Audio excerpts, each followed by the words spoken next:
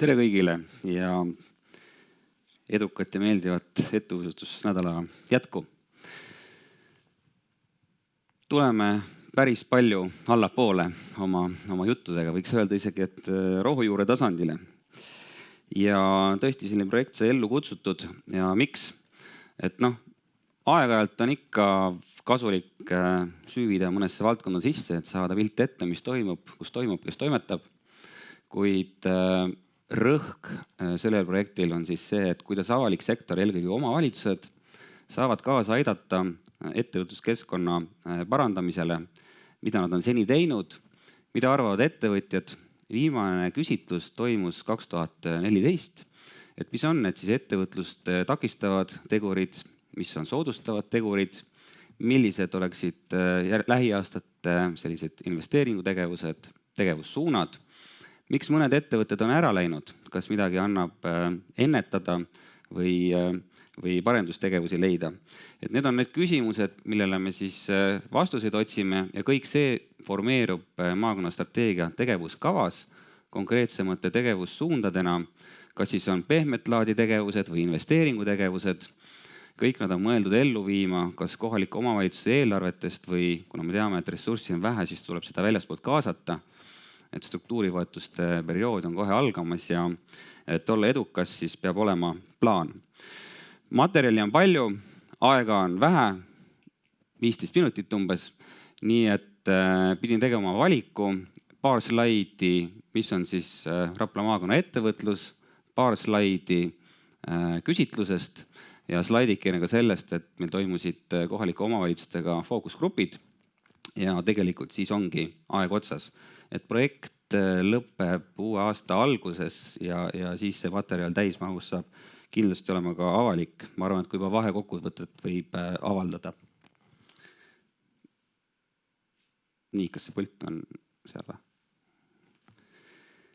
Aga hakkame siis pihta, et soojendav küsimus. Number 7, et mida see võiks indikeerida või tähendada majanduskeskkonna kontekstis? On pakkumisi. Ilus number muidu. Väga hea pakkumine. Aga eelkõige on siin taga mõeldud seda, et kui me vaatame erinevaid sotsiaalmajanduslikke näitajaid ja võrdleme siis Rapla maakonda teiste maakondadega, siis tüüpilisem vastus on 7. Et Tallinn-Harjumaa lähedus kindlasti aitab kaasa sellele, et tööhõive, tööjõud, sissetulekute teema osas see positsioon on kõrgem. Kuid üldiselt võib öelda, et kõik need näitajad järgivad sellist elanike arvu proportsiooni jagunemist ka teistes maakondades. Mis siis on Rapla maakonna ettevõtlus? Et siin paar pildikest müügitulu ja eksporditulu struktuuri järgi me näeme päris palju sinist. Ja see sinine on siis töötlev tööstus. Et siuke 5-6 valdkonda on siis olulisemad ettevõtluse kontekstis ja eriti ilmekas on see alumine joonis, mis ütleb ära, et tegelikult 100 ettevõtet on need, kes siis loovad 70+% kogu müügitulust, üle 90% ekspordist ja tööhõivest 50%. Et see on see tuumik ja omavalitsuste vaates, et see info, mis nendes ettevõttes toimub, kuidas neil läheb, mis neil murekohad on, millised on arengu väljavaated, et see peaks olema siis maakonnas nii omavalitsustel kui tugivõrgustikel on une pealt teada.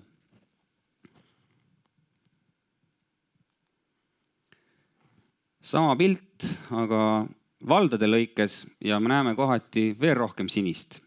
Ja siinkohal tuleb esile just nende suurte kaalukate ettevõtete mõju. Väärib märkimist, et töötlevas sektoris 8 suuremat ettevõtet kuuluvad välisomandusse, mis tähendab seda, et peakontorites vastu võetavad otsused, strateegilised otsused, kas laieneda, kuhu laieneda või pakkida asjad kokku. Et see mõjutab väga suurel määral kõike seda majandusarengut siin koha peal ja selles mõttes ongi väga oluline olla infoväljas, et mis nende ettevõtetega toimub. et noh, siin Kohila näitel, siin on 2 suurt ettevõtet ju taga, pärmitehas ja Kohila vineeritehas. Et kui on head ajad, on väga hästi, kui tuleb otsus kõrgemalt tasandilt, et laieneme, et tegevusmahtu suurendada, kõik see on positiivne, aga kui juhtub midagi teistmoodi, siis lühiajaliselt need negatiivsed mõjud võivad küllaltki suured olla. Ja ma arvan, et me ei tahaks nagu ERR-ist lugeda, et keegi ettevõte pagib asjad kokku. Et selles plaanis ongi väga oluline olla selles infoväljas just omavalitsustel.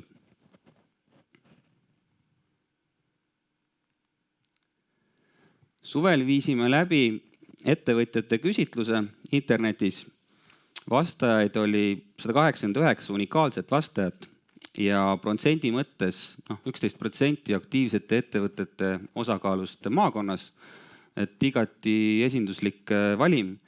Hea oli näha, et väikese ja keskmise suurusega ettevõtteid oli võrreldes sellega, kui palju neid maakonnas on, et 20% esindatud, nii et valdade lõikes ka jagunes valim siis nii nagu aktiivsete ettevõtete jagunemine valdades on, et see proportsioon oli üldjoontes sama. Küsisime mitmeid küsimusi, aga eks see fookuses oli ikkagi see, et mis need on siis ettevõtlust takistavad tegurid ja vastukaaluks, mis siis on soodustavad tegurid. Sinises tulbas siin oli 570 vastust märgitud, me pakkusime mitut valikuvarianti ja selline prioriteetsus kujunes siis sellisena, et ega siin number 1 kohal midagi uut ju ei ole, eks, kvalifitseeritud tööjõupuudus. Väikese ja keskmise suurusega ettevõtete pundis tegelikult see probleem tuli nagu suurema osakaaluga esile. Küll aga on üllatav natukene negatiivses mõttes number 2, et avaliku sektori selline passiivsus ettevõtjatega suhtlemisel ja kaasamisel. Et seda saab muuta teistpidi ja rahaline kulu on suhteliselt 0. Üldiselt võib öelda, et elukeskkonna investeeringud ja avalikud teenused on need takistused, ilmselt siis ressursipuudus omavalitsuste eelarvetes, kui me mõtleme näiteks teede rahastuse peale. Aga top 10 ka selline aeglane asjaajamine kohalikus omavalitsus oli ka ikkagi küllaltki kõrgel positsioonil, et kuskil 15 valikut olime andnud küsitlusse. Ja olulisena võib-olla välja tuua just väikese ja keskmise suurusega ettevõtete vastus, et neil tööjõud oli number 1 kohal, aga number 2 kohal takistusena nad nägid elamispindade puudust või selle halba kvaliteeti. Mõnes mõttes loogiline, et töötajaid on rohkem ja nende eest tuleb ju hea seista. Vastukaaluks, mis need on siis ettevõtlust soodustavad tegurid? Et number 1 ikkagi see, mis on kohaliku omavalitsuse põhiülesanne, avalike teenuste korraldamine, elukeskkonna investeeringud. Number 2 ettevõtluskeskkonna, ettevõtluse taristu rajamine. Number 3 teed, mille me saame jällegi ka sinna number 1 ja number 2 punkti paigutada ja edasi juba sellised pehmemad väärtused, võiks kokku võtta, et näoga ettevõtja poole. Ja eraldi veel rõhutaks väikese ja keskmise suurusega ettevõtete gruppi, kus siis number 1 ootus nende soodustavate tegurite osas oligi kiire asjaajamine kohalikus omavalitsuses, paindlik asjaajamine ja kaasamine, ettevõtja kaasamine. Ja märgiks veel ära selle, et siin kõikide vastuste topis 10. kohal on see kutsekoolide ettevõtete vaheline koostöö, siis väike ja keskmise suurusega ettevõtete hulgas see oli 5. positsioonil.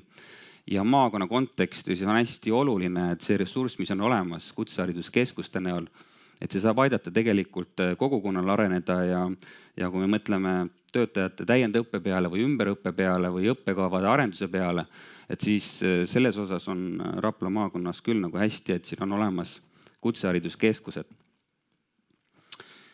Nüüd, mis järgmise aasta või järgmiste aastate sellised olulisemad tegevused, projektid, mida avalik sektor peaks ellu viima, eelkõige see omavalitsus, mõtlen. See oli selline avatud küsimus, avatud vastustega seinast seina, et 204 sisulist vastust saime ja me tõmbasime teemakimpudeks kokku. ja noh, me näeme, et siin number 1, 2, 3 on ikkagi avalike teenuste korraldamisega seotud elukeskkonna investeeringud. Et see peaks olema nii-öelda mahukam, aga noh, me teame, et kuidas kohalike omavalitsuste eelarvete piiratusega on. Eraldi tooks välja, rõhutaks võib-olla seda spa, veekeskus, hotelli, konverentsikeskus rajamist. Asukoha on nähti Rapla. See mõte võib-olla on taga siin, see on meie interpretatsioon, et maakonnakeskus, üks väärikas maakonnakeskus nagu vajaks sellist taristut ja see omakorda siis hoogustaks ettevõtlust läbi sündmuste, läbi teiste teenuste arengu. Ja kui mõelda mingit praktikat väljaspoolt, siis Aqua Hotels Group näiteks koostöös Viljandi linnavalitsuse ja Viljandi vallavalitsusega rajab, nii et avalik sektor on siis pikaajalise lepinguga teatud teenuste tellija, mis ettevõtjale annab ka siis natuke kindlust. Okei, see COVID tuli vahele ja plaanid natuke venivad, aga tegelikult PPP näide on nagu ilusti olemas ja võimalik ju lahendada ka siin. Jällegi ma tooks juurde väikese ja keskmise suurusega ettevõtete vastused, et nende ootuste osas, jah, number 1 asi oli ikkagi avaliku teenuste korraldamine kvaliteetsemalt ja rohkem elukeskkonna investeeringuid. Aga number 2 ootus väga selgelt oli elamispindade rajamise toetamine või rajamine. Ja põhjusest juba rääkisin, et kuna on rohkem tööjõudu vaja, siis on vaja neid ka kuskile majutada. Et nagu kokkuvõttes need takistused, need soodustavad tegurid ja ootused on omavahel igati kooskõlas. Siis me oleme jõudnud läbi viia ka fookusgrupid kohalike omavalitsustega, et ettevõtluse tugivõrgustikega on meil kohtumine veel ees. Ja arutasime, tegelikult pigem kuulasime omavalitsustes, et kuidas siis nemad näevad ettevõtluse arengu rolli, mida nad on teinud ja mida on plaanis teha. Väga selgelt põhiülesanne on ju teada, KOKS-is on kirjas, mille eest peab kõik seisma. Ja senine praktika ongi olnud valdavalt ettevõtluse infrastruktuuri rajamine, kas siis valla eelarvest või siis toetusega, et piirkondade konkurentsivõime toetust on päris agaralt kasutatud.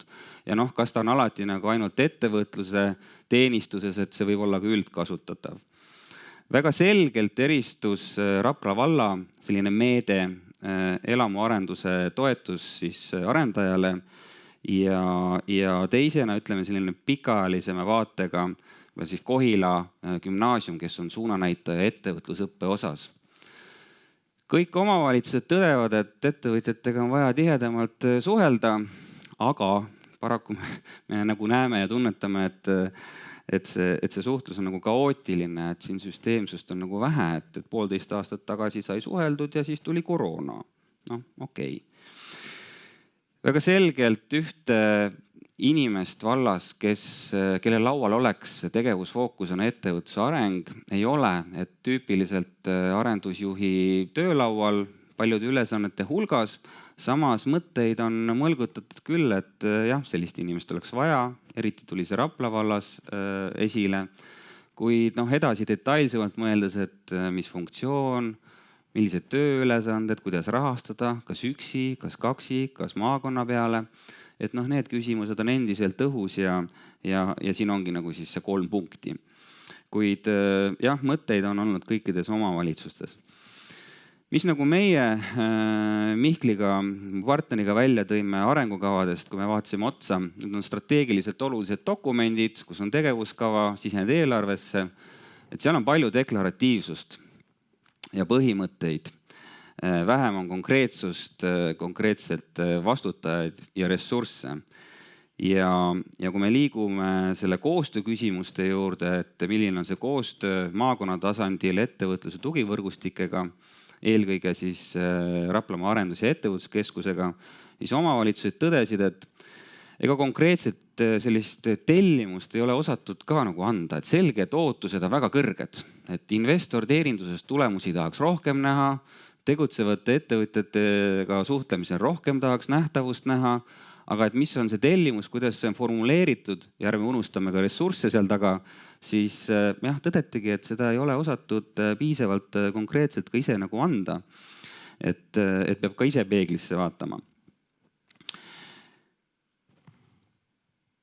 Siis Raplamaal on välja kujunenud ja sellised perspektiivsed tööstusalad ja siin paaril juhul, paari omavalitsusel kuuluvad nad munitsipaalomandisse. Ja siin on nagu tunnetus selline, et noh, kuna see on avalikul sektorile kuuluv, siis sellist ärilist sundi ei ole väga aktiivselt tegutseda. Et noh, toimetame, meil on siin arengukavas, et eeldus ja ootus on, et Raek teeb midagi ja meie teeme midagi aga sellist konkreetsust on nagu vähem ja kui tegevusi ei ole nii silmnähtavalt näha, et siis tegelikult ega see tulemus ilmselgelt ka nii ruttu ei tule. Et siin osas see moraal ongi, et rohkem konkreetsust ja vähem deklaratiivsust. Lõppu panime sellise statemendi, et see ei käi ainult Raplamaa omavalitsuste kohta, vaid laiemalt nagu avaliku sektori kohta, kui me võrdleme erasektoriga, et selline hirm on katsetamise ees. Ja võtame nüüd Rapla valla selle elamuarenduse toetuse näite, et ilmselgelt on seal palju hirme, erinevad osapooled, erinevad huvipooled, kas see turutõrge on Raplas või on see Kohilas või on see kuskil kaugemal. Milline on see mõju, kas ettevõte ehitab niikuinii või ta ehitab ainult siis, kui saab selle pisku toetuse. 200 000 ei olegi väga pisku, eks. Kokkuvõte on ju see, et paberil neid asju ei lahenda ja väga tunnustame Rapla valda selle eest. See on tõesti Eestis nagu eristuv meede ja eks need tibusid loetakse hiljem ja mõjusid ka ja sellest kindlasti tehakse õppetunnid. Nii et rohkem nagu katsetamist. Ja sujuvalt olemegi sellise vahekokkuvõtte lõpu juurde jõudnud, millega juba eelmine slaid sai algust tehtud, et neid kaalukaid ettevõtteid on maakonnas piisavalt vähe või ütleme siis piisavalt palju, et nendega jõuab süsteemselt suhelda. Et meile tundub, et rutiinis ongi see küsimus, et kellele siis delegeeritud on, aga infoväli peaks olema kohalike omavalitsuste juhtkondadel, arenduskeskusest rääkimata ja ma usun, et see on ka. Siis ettevõtjate ootus väga selgelt ka ikkagi väljendatuna, et avalik sektor, omavalitsused on näoga ettevõtja poole. Et rahaline meede on siin juures ju 0. Elukeskkonna investeeringud on see peamine ootus, et kujundada elukeskkonda, selle ümber tekib ettevõtlus ja eraldi märkimist väärib siis elamispindade rajamise, kas rajamine või rajamise toetamine. Et see tuli väga selgelt esile. Siis paar mõtlemiseks teemat, et kui vaadata äriregistrist majandusaasta aruannete põhjal, ütleme turismivaldkond, selle müügitulu osakaal alla 1% kogu ettevõtluse müügitulust. Ja töötlev tööstus 38%, rääkimata ekspordist. Et kuivõrd on ressursid, arendusressursid jaotatud nüüd selle turismiturunduse puhul, millest kõik omavalitsused räägivad, kõik strateegilised dokumendid rõhutavad seda ja milline on see investor teenindusel.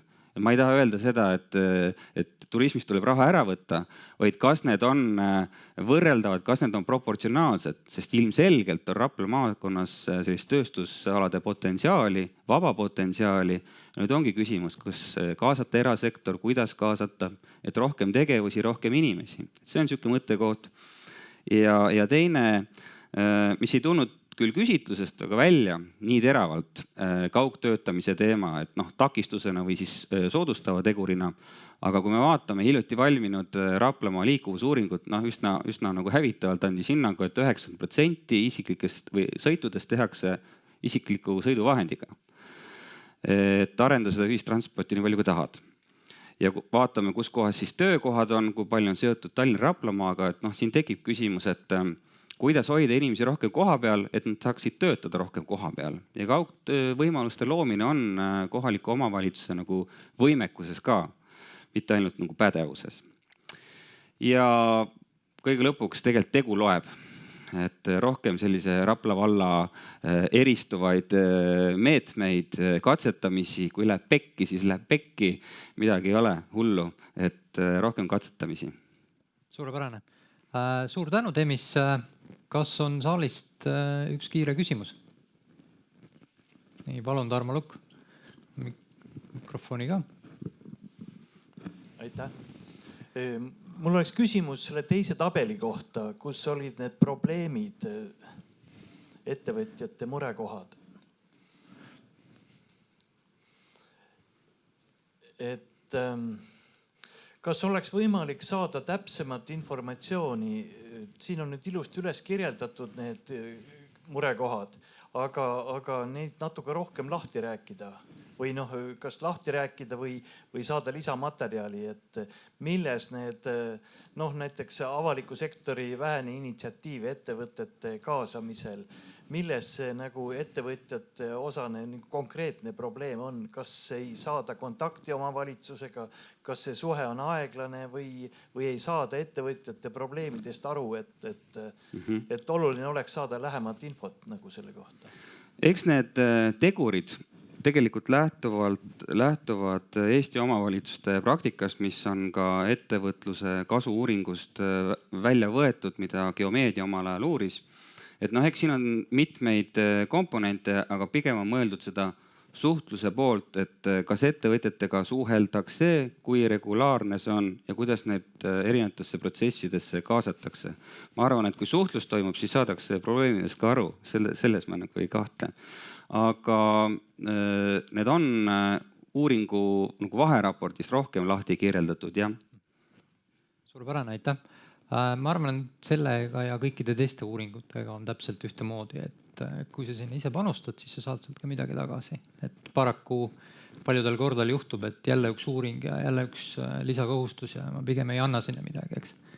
Et siit soovitus, et on mis tahes sellised uuringud aeg-ajalt korraldatakse, siis aktiivselt osaleda. See rong on küll praegult läinud, aga vahekokkuvõtteid ja kokkuvõttes saab seda kindlasti nagu näha. Aga suurepärane. Suur tänu, Temis. Väike soe käepigistus Raplamaalt. From Raplamaa with love. Aitäh sulle.